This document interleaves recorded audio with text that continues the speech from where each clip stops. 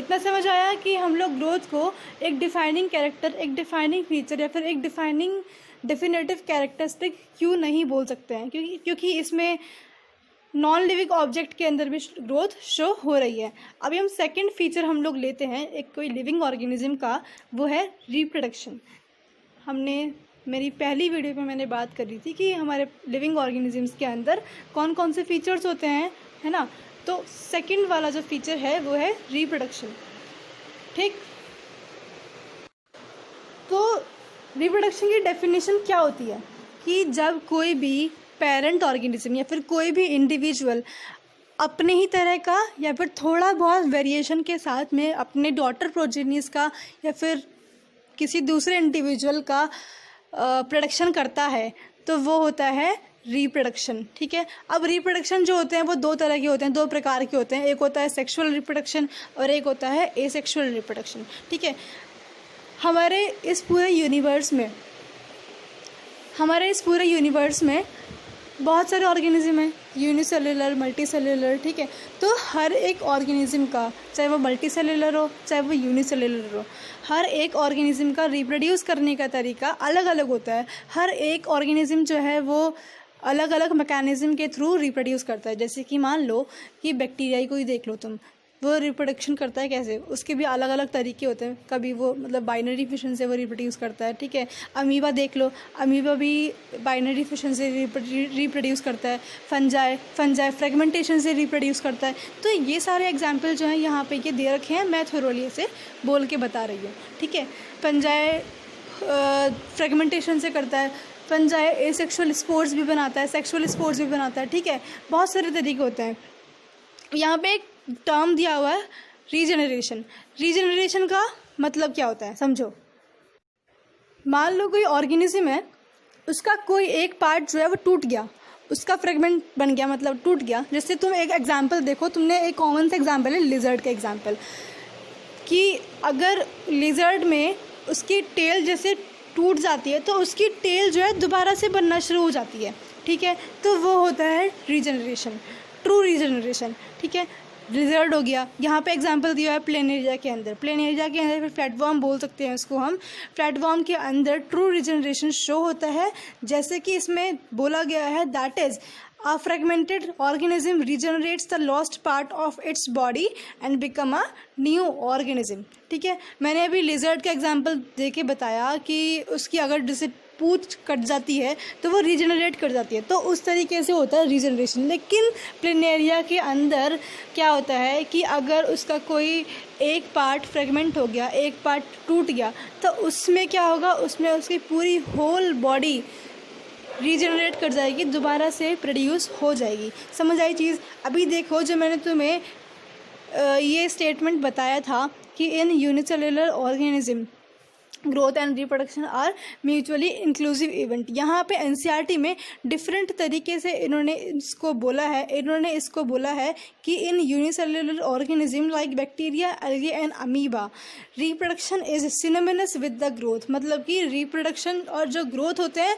वो सेम चीज़ें होती हैं, क्योंकि रिप्रोडक्शन में भी क्या होता है, नंबर मल्टीप्लाई करते हैं, मतलब रिप्रोड्यूस करता है, तो ऑर्गेनिज्म का इंक्रीमेंट होता है। प्लस ग्रोथ भी क्या होता है, ग्रोथ भी होता है increase in number of cell. तो ये बात हमने पहले कर ली थी। ठीक, समझ आई।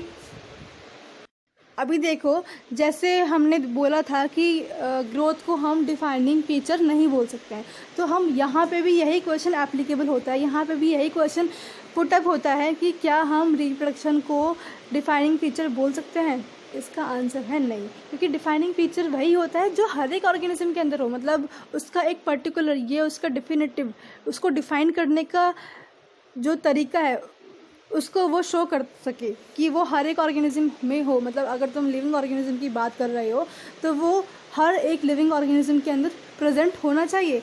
लेकिन रिप्रोडक्शन में कुछ ऐसे ऑर्गेनिज्म भी होते हैं जो रिप्रोड्यूस नहीं कर पाते, मतलब हमारे वर्ल्ड में ऐसे ऑर्गेनिज्म भी होते हैं, यूनिवर्स में ऐसे ऑर्गेनिज्म भी होते हैं जो रिप्रोड्यूस नहीं कर पाते हैं, जो स्टेराइल होते हैं।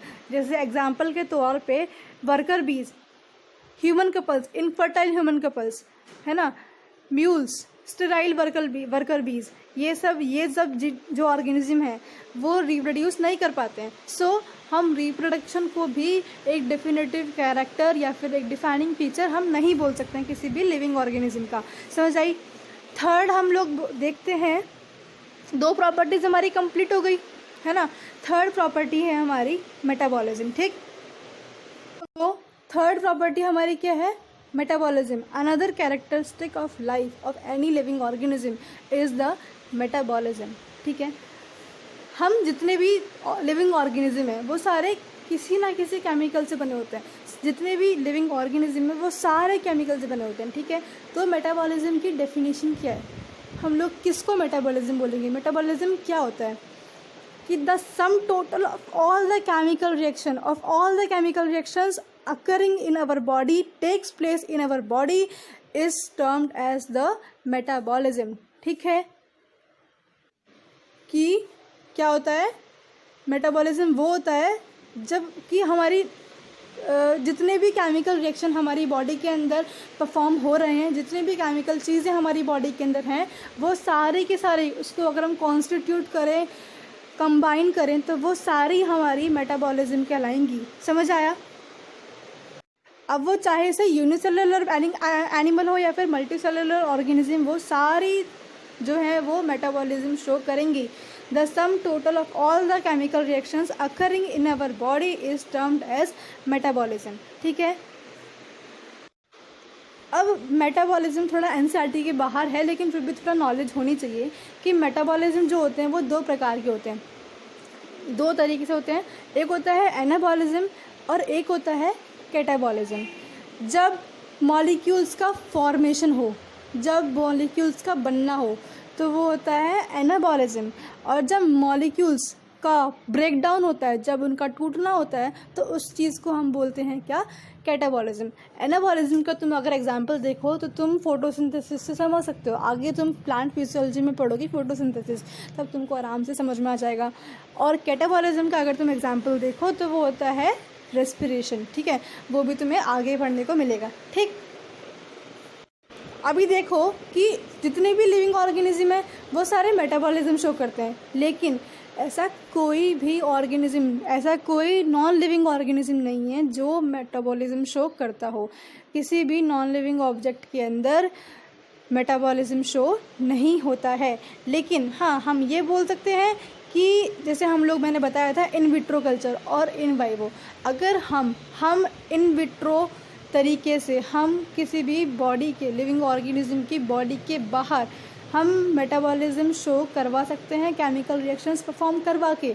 ठीक है, लेकिन अभी समझो यहाँ पे एक लाइन मेंशन है कि metabolism is a defining feature of all the living organism without any exception. ठीक है, isolated metabolic reaction in vitro are not living things but surely living reactions. इसमें बोला गया है कि जो इन विट्रो हम जो मेटाबॉलिज्म हम लोग करवाते हैं, जो हम लोग केमिकल रिएक्शंस परफॉर्म करवाते हैं इन विट्रो, बाहर टेस्ट ट्यूब के अंदर कंट्रोल्ड मैनर में, वो भी हम जो करवाते हैं कंट्रोल्ड मैनर में, टेस्ट ट्यूब में जो मेटाबॉलिज्म रिएक्शन करवाते, जो हम केमिकल रिएक्शन करवाते हैं, वो हमारी लिविंग रिएक्शंस होती हैं। वो भले ही किसी लिविंग ऑर्गेनिज्म के अंदर ना हो, लेकिन वो जितनी भी रिएक्शन होती हैं वो हमारी लिविंग रिएक्शंस होती हैं। ठीक है, समझ आई? अभी हमने देखा था कि डिफाइनिंग फीचर ग्रोथ का हमने देखा कि ग्रोथ है या नहीं है। रिप्रोडक्शन हमने देखा कि रिप्रोडक्शन एक डिफाइनिंग कैरेक्टर है या नहीं है। अभी तीसरी चीज़ आती है कि क्या मेटाबॉलिज्म डिफाइनिंग फीचर है? हाँ, व्हाई नॉट, ऑफ कोर्स है, क्योंकि मेटाबॉलिज्म जो है वो हर एक लिविंग ऑर्गेनिज्म में हो रहा है। ऐसा कोई भी एक्सेप्शन नहीं है जहाँ पे मेटाबॉलिज्म शो नहीं होता है। लेकिन वहीं दूसरी चीज़ में देखो, नॉन लिविंग ऑब्जेक्ट के अंदर मेटाबॉलिज्म शो नहीं होता है। सो ये सिर्फ लिविंग ऑब्जेक्ट के अंदर शो होता है और हर एक लिविंग ऑब्जेक्ट के अंदर शो होता है। सो हम इसको बोल सकते हैं कि मेटाबॉलिज्म जो है it is a definitive character, it is a defining feature of all the living organisms. ठीक है, समझ आई चीज़? अभी एक और कैरेक्टर लिविंग ऑर्गेनिज्म जो प्रेजेंट होता है वो आता है, उसका नाम है कॉन्शियसनेस। कॉन्शियसनेस का मतलब क्या होता है कि किसी भी चीज़ के लिए, कोई भी चीज़ किसी भी लिविंग ऑर्गेनिज्म के अंदर होगी, अगर उसके साथ होगी तो उसका रिस्पॉन्स करना, it is called as the consciousness, ठीक है। किसी भी लिविंग ऑर्गेनिज्म के साथ में कोई भी चीज़ घटित होती है, कोई भी चीज़ होती है, तो वो एकदम उसका रिस्पॉन्ड जो निकलता है वो कहलाई जाती है कॉन्शियसनेस, ठीक है। समझ आई डेफिनेशन। अब यहाँ पे एक ये इम्पॉर्टेंट लाइन है, फिलिप्स में कभी कभी पूछ लेते हैं, अगर कभी कभी क्लास 10 में टीचर्स पूछ लेते हैं कि the most obvious and technically complicated feature of all the living organism क्या है, सो इट इज़ कॉन्शियसनेस, ठीक है।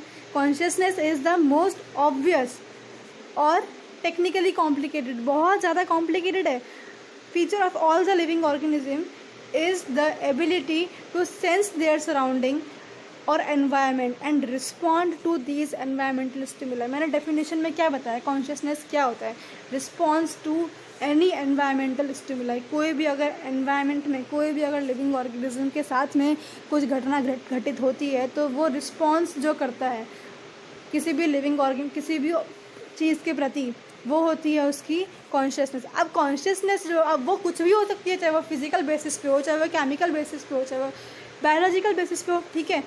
और ये जो फीचर होता है वो हर एक लिविंग ऑर्गेनिज्म के अंदर होता है, हर एक लिविंग यूनिसेलुलर, मल्टीसेलुलर, एनिमल, किसी भी लिविंग ऑर्गेनिज्म के अंदर देख लो कॉन्शियसनेस इज प्रेजेंट, हमेशा होगी।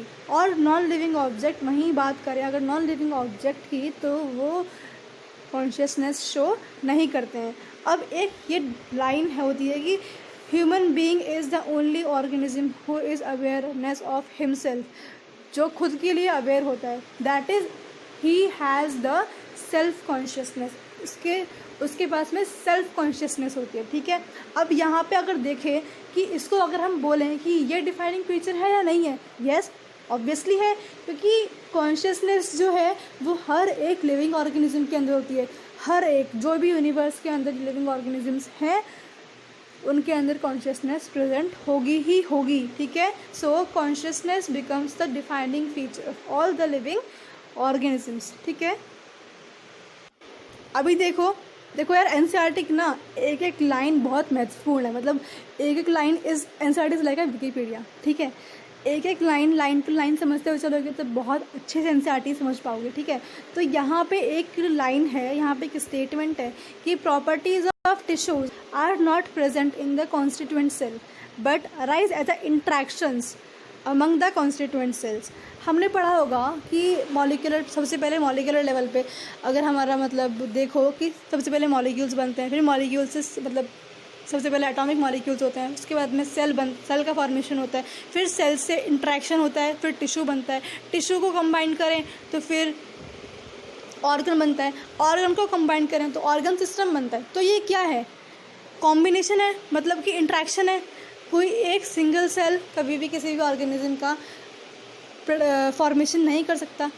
जो भी होती हैं चीज़ें हमारी लिविंग ऑर्गेनिज्म के अंदर वो सारी